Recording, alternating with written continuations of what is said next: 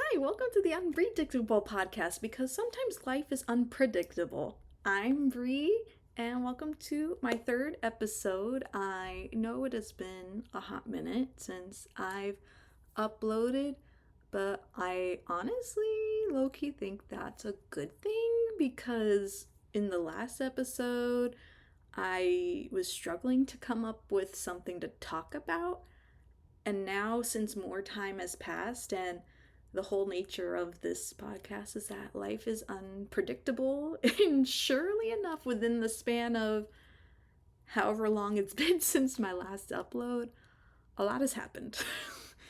So sit back and relax and enjoy because today we'll be talking about hurricanes, we'll be talking about Nashville, and we'll be talking about test taking. I have an update on that, so let's go. Whoosh! I had to make sure I was still recording. But yeah, so for those of you who are new here, hello, I'm Bree. I am a second year graduate student, and I live in the state of Florida. If you couldn't tell with the little preview about hurricanes, that will be the first thing I'm talking about. Life is certainly unpredictable, but if you're new around here, you'll hopefully get used to the cheesy pun. But yes, in all seriousness, it was really crazy to me. I mean, let's put it this way. I've been in Florida for like 20 some odd years, so the concept of a hurricane is not new, at least to me. Um but it's still, I'm trying to think of the right word to use. I'm going to say annoying. I feel like people would agree with me to like have to do the hurricane prep. Make sure you have enough water, make sure you have non-perishable food, and then you have to debate whether you want to evacuate or stay. I know a lot of Floridians typically brush off a hurricane, and I feel like I'm anti-Floridian almost a little bit because of that sometimes, but at least my family has always taken it more seriously. I don't want to say the people who brush off the hurricane don't take it seriously, but I don't know. Maybe it's just a joke. Maybe other Floridians, if you see it, you can put your input on this and see if I'm misperceiving what I see online with those Florida hurricane memes. But I'm always usually one of the first people to know just because I have a family member who works with folks that monitor the weather, and so my friends have made me very well aware over the past few years that they always usually find out about a hurricane because of me, which is pretty funny to me. But yeah, if you were affected by either Hurricane Helene or Hurricane Milton, I wish you all the best. You can leave the comment below if there was anything you wanted the community. I mean, I'm a humble, small YouTuber here, but so far, a lot of my viewers, at least, are some friends of mine, so chances are um, but if you are new and literally do not know who I am outside of this, then, nice to meet you. um, but no, it's definitely, I feel like it never gets easier in all seriousness to like see like the impact of a hurricane. And I will say I was a bit shook this year in the sense that, I mean, it's first of all, it's horrible like to say that I'm used of like a horrible storm threatening Florida each year, but it just certainly has felt this way in the past 5 years. Like it's almost become a routine. Like you start school, oh, there's a hurricane coming, but I feel like it's usually only ever one. like one of those storms, if that makes any sense. So the fact that there was two, I don't know, it's just weird to me. Like I know that sometimes there's like a big storm and then like a tropical storm that follows, but I mean, I'm not someone that tracks all the hurricanes and all the hurricane history. So maybe there was a time and place where Florida was threatened with two category 3 or higher hurricanes. Um, but at least I feel like it has been a while. It's either never happened or it's been a hot minute since that's happened. And I feel like it was just such a close period. I am personally from the South Florida area, so at least with Hurricane Milton, um, I like indirectly heard of people like even though the both of the hurricanes affected more so North Florida, it was still crazy to see like also tornadoes I know will come with like hurricanes each year, but it just seemed to be a lot more tornadoes than normal for like a Florida hurricane. Like the energy of this hurricane season was just weird to me. But yeah, there was like a hurricane in Wellington, and it's like I think that person's house completely ruined. Um, and then there was like another one in Broward County somewhere, I think, and then one more towards Miami-Dade County as well, and like all three houses like gone. Um and they didn't even get directly hit from the hurricane. So it made my family think, well, PBS, I can link it in the description below. They came out with like a video that I thought was really interesting that, excuse me, showcased where um what the weather risks are for like each region of the United States. So like the West Coast states have like a fire risk, and we in Florida have the flooding risk and hurricane risk, and I think Florida also actually has like a heat risk, like if it's too hot outside for like people who work outside, such as like construction workers. That's a risk factor too.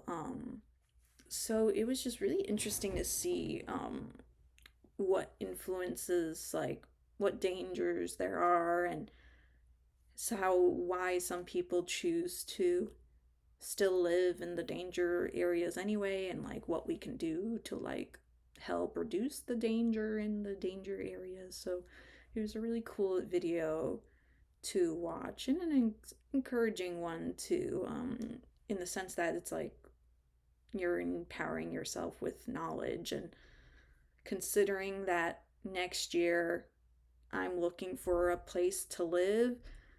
I mean, I might still live in the place that I was considering to live, but I might at the same time consider places I wouldn't have considered before, with keeping this weather stuff in mind. Actually, I'm going to segue into this is a good segue. Um, so I actually was able to visit Nashville to go to a conference, and it was interesting to hear that I love the mountains. I'm like the dream sounds like to like live in the mountains, but something that uh, I heard from like locals there, like an Uber driver, people hosting the conference, etc., is that there were some places affected by mudslides that occurred. And me being in Florida, which is like one of the flattest places in the United States, I was like, oh, I didn't even think of that being something that occurs, you know? I'm like, ooh boy. Well, first of all, if you're affected by those mudslides too, I hope everything has since recovered then, because that was like a few weeks ago that I went to that conference, and yeah, it was just not a good time. That was from Hurricane Helene, I believe. Yeah, because Hurricane Milton just went through Florida, and that was it. While Hurricane Helene went through Florida, Georgia, Tennessee, and Kentucky, I believe it was. Um, so yeah, a lot of stuff for me to think about for when I move. But yeah, I'll switch over to Nashville now. Sorry, I needed to sneeze there for a moment and then blow my nose, and just figured I'd edit that out. But right, Nashville. So yeah, I got a wonderful opportunity to go to Nashville. Vanderbilt was hosting a voice conference.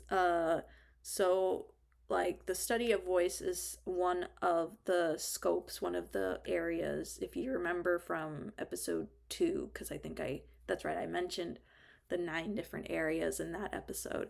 And so voice is one of those areas. And it was really awesome to connect with graduate students from different schools, professionals from all over the country. There were even like a few international professionals that like flew into the United States, which I thought were pretty cool. I think if I remember correctly, the people I spoke to were from the Philippines, which pretty cool.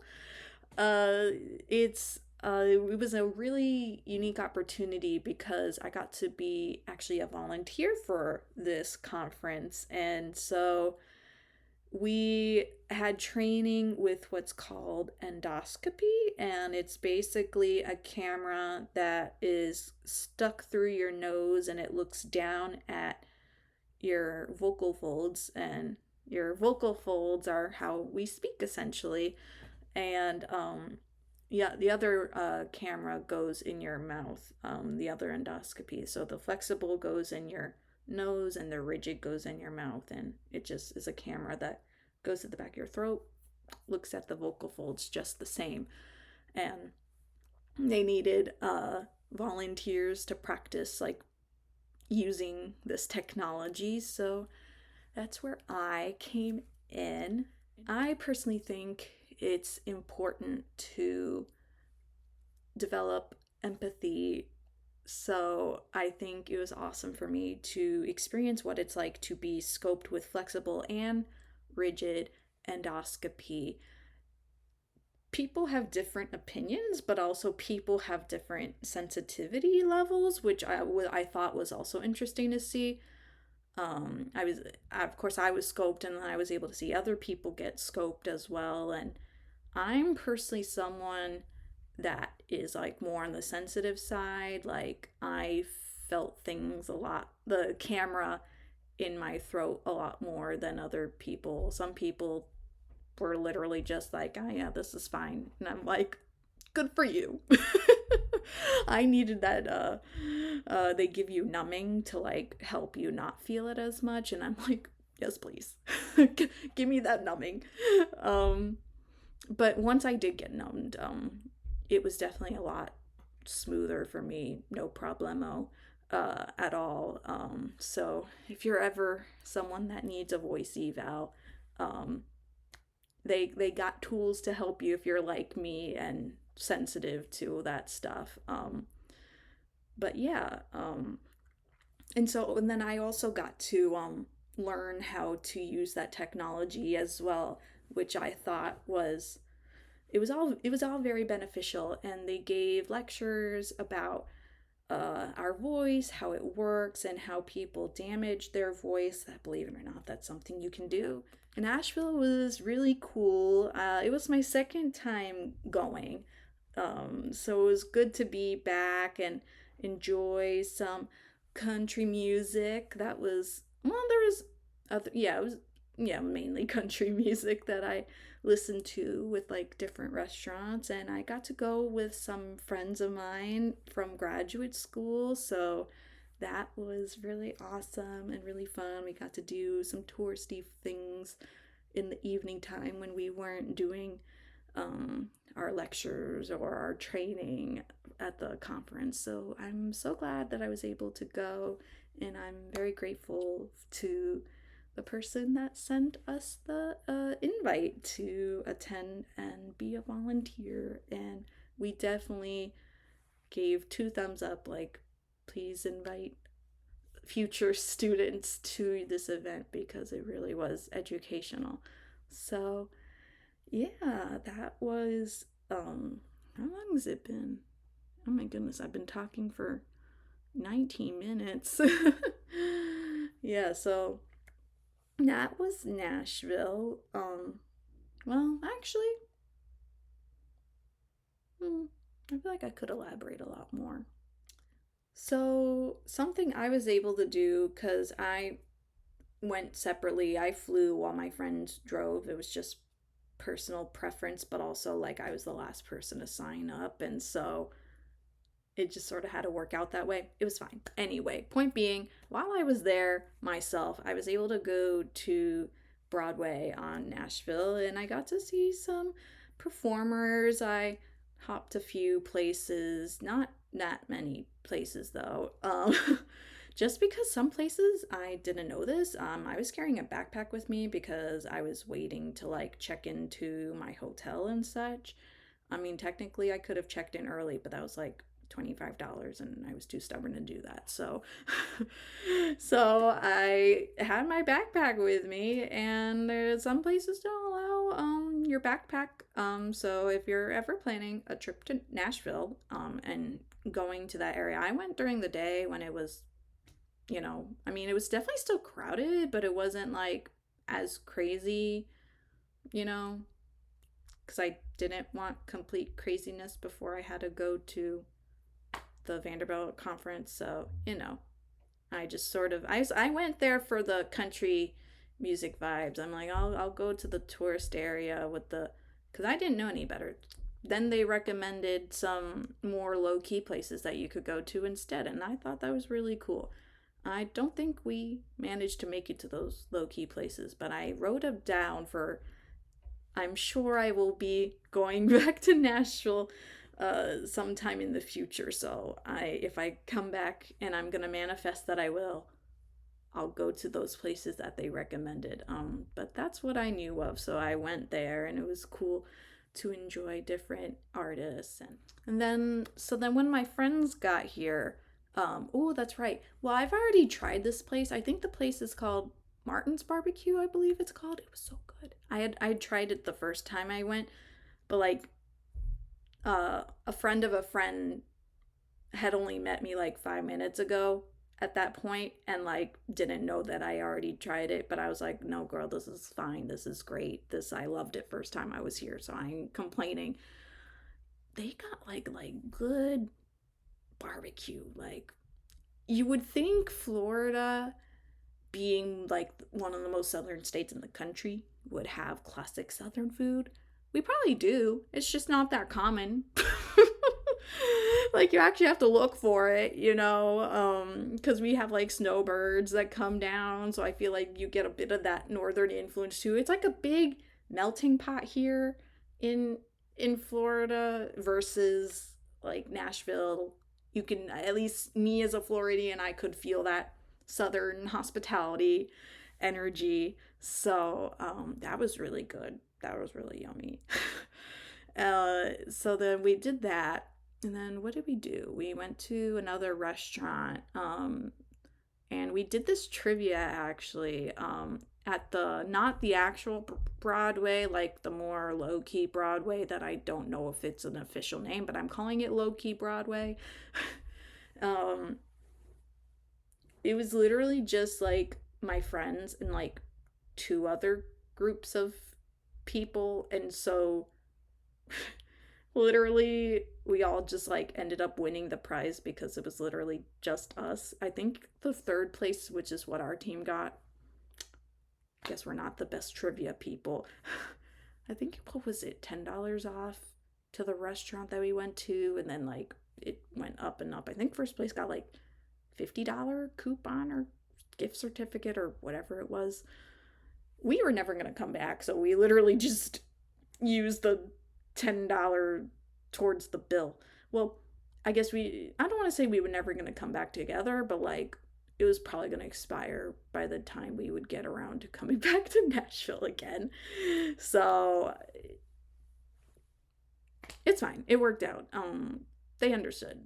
They knew we were from Florida. Like we all got to like literally like my friend group and like the two other people like got to like know each other, and we chatted with each other, and we were like, it's like we were friendly but we were also competitive. So it was fun to do the trivia. Um oh no, that was the second night, wasn't it? You know, when like some weeks like the days just blend together. It was one of those nights. It's fine. Um I want to say it was the second night. I don't know.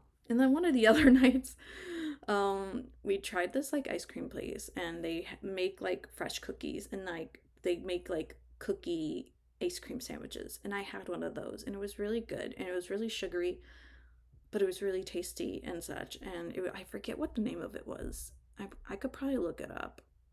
I don't know, but it was really good. I'm sure I could insert the name here.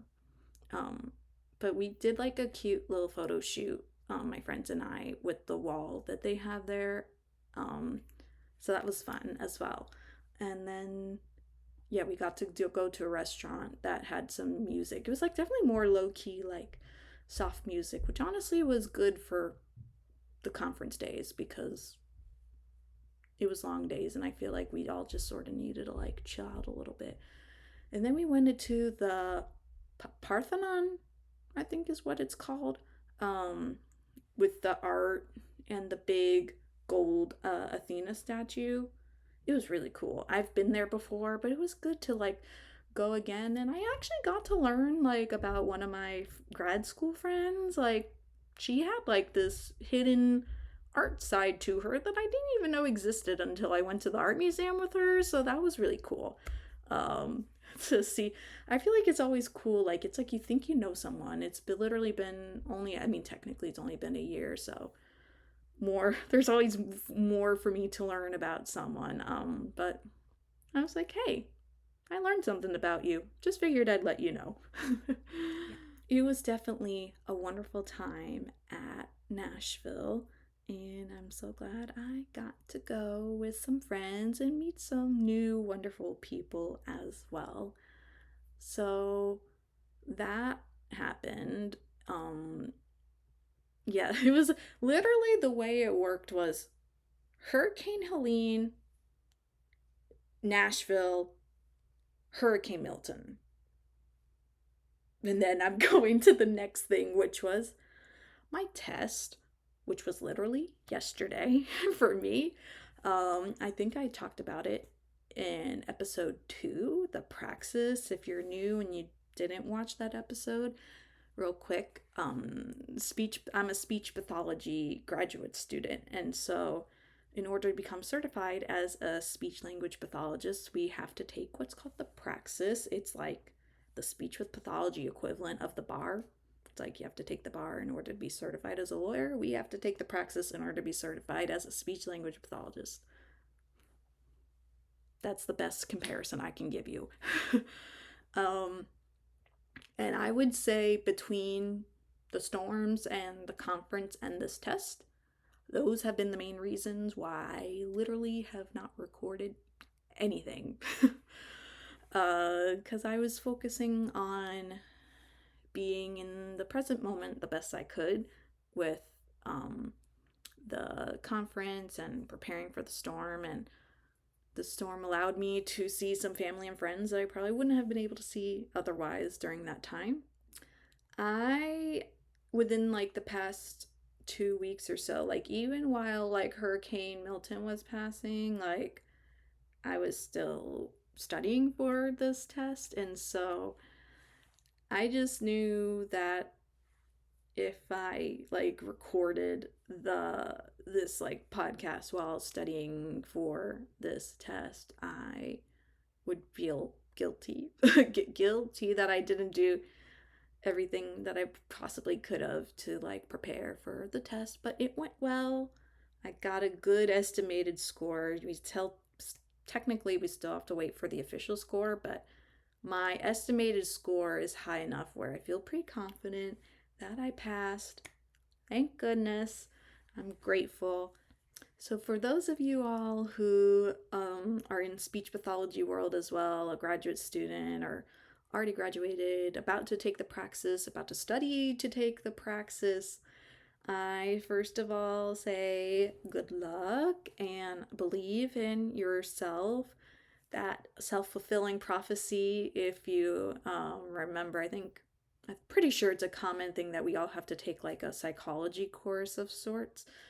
Um, I feel like really comes into play. At least it felt like it did for me, and I'll elaborate on that a bit later. But believe in yourself, and the only person you need to worry about is yourself. And easier said than done, because I would be told the same thing, and I'm like, um, no, there's still other things that I'm like, ooh, but I feel like now that I'm done with the Praxis, I can at least say that, you know, uh, I would say just do whatever works for you study method wise. So I don't know if you're familiar with Speaking of Semantics on Instagram. I'm not sure if she has a YouTube. I just mainly follow her on Instagram, and she has an SLP test prep, and I use that to help me feel confident in the areas that I'm not necessarily as confident in. She's got good material for however long you're reviewing. I probably realistically should have studied a bit more for a bit longer, so I would say if you can give yourself a bit longer of a time, yet again, you and I are different, so if you literally only need a week, I mean, I would honestly be impressed if you if you only needed like a week to study. I think I studied for 2-3 weeks personally. Like I said, I probably should have given myself more time to study. I mean, it worked out for me, thankfully, but I'm just saying that because if you need more time, my response is I don't blame you, and I probably should have done what you're doing. So if anything, good on you. um, if you have any like specific questions about the SLP Praxis, that is within reasonable reasons that won't get you and I in trouble, please, you can put that in the comments below. I would be happy to give whatever reasonable advice I am able to give on that regard. I was talking about self-fulfilling prophecy earlier, and I had like the strangest thing that happened to me earlier in the week. Not sure what everyone's belief is in terms of spiritual stuff, but what happened to me this week got me questioning things a little bit. Personally, I was walking out to class, and just like another morning, I'm like, okay, I gotta do class, and then I got to study. And so I'm just like, oh my god, I need to get to class like on time and such. I walk out of my apartment building. Mind you, I live near campus because I need to like go to class and such. It's not like I don't like attend school in like the middle of the rainforest, you know? I walk out. It's a fox right outside of my apartment building. Literally, the first thing I think I said was, "What are you doing here? Like, why a fox? Why is there a fox in front of my building?" It was really cool. Don't get me wrong. It was like super cool that I think that was the first time in my life I've seen a fox in real life. I feel like you don't see a fox in a zoo that much. Like you see your lion and tiger and giraffe and such, but a fox? If I've seen a fox in a zoo, I can tell you for sure this is the first time I've seen fox randomly without like it's not like I woke up today and I'm like, oh yeah, today I'm gonna see a fox. It was so crazy. And I didn't think much of it. I'm like, okay, I need to like get to class. This is really cool. But like, I need to go to class. So I went to class and took notes, was like good student and such. And then I went to the school library to study and such, and I just like had to think of the fox almost. And I'm like, I wonder like if seeing a fox has any meaning. Like, you know, that like belief that like if a black cat crosses your road, it means like bad luck or something like that. I don't know if that's true, but I'm like, let me just see. Like, I'm curious. Does it mean anything to see a fox randomly? Like, you know, and I went to Google and I'm like, oh my God. There's like beliefs out there that like if you encounter a fox, it's like a guide that tells you like, oh, like you should believe in yourself, you should trust yourself more. It symbolizes intelligence. If you see one fox, it symbolizes good luck. And I'm like, what? See, like, I know the logical part of me is like, I just happen to be at the right place at the right time, but like the other part of me is like, then why was a fox that symbolizes those things in front of my building 2 days before I'm taking the Praxis? I don't know. I don't know if like I don't know what y'all's beliefs are with like spiritual stuff, but if you have some figure that you believe in, that might be helpful or it might not be helpful. Maybe if you don't have a figure that you believe in, just literally hyping yourself up, being like, I'm awesome, I'm great, I am intelligent. That was just that random encounter and just seeing that symbolization just sort of helped me personally. And if you also have like a spiritual belief, it might help you. And like I said, if you don't, I think I've seen that there's research out there saying that if you just keep like putting little post-its on your note saying like I am awesome and such, I think it just helps to be in a mindset where you feel more confident when you take a test. But I just had to share that because I'm like, why is it in front of my building when I'm going to class? Like, I mean, I don't know, because the front office lady, I was like trying to be a good citizen and like report this wild animal to the office. Like, I tried calling animal control, but they didn't open till like 10:30. And so they're like, yeah, like we always get a call once a year saying out a fox is here and such, and which I thought was interesting. But I'm like, okay, if this fox is just like coming at a rare occurrence, like my time to shine, like I'm the one that gets to see this fox. It was really interesting. It was really interesting. I don't know. It's just something I've thought about. And you know, the even if the spiritual thing is like not real and such, it was just something that gave me strength. You know, the symbolization, the randomness of it just gave me strength, I think, to get a good estimated score on the Praxis. So that is it for today's episode. Thank you so much for watching and listening to how my life was unpredictable, because sometimes, as you can see, life is unpredictable.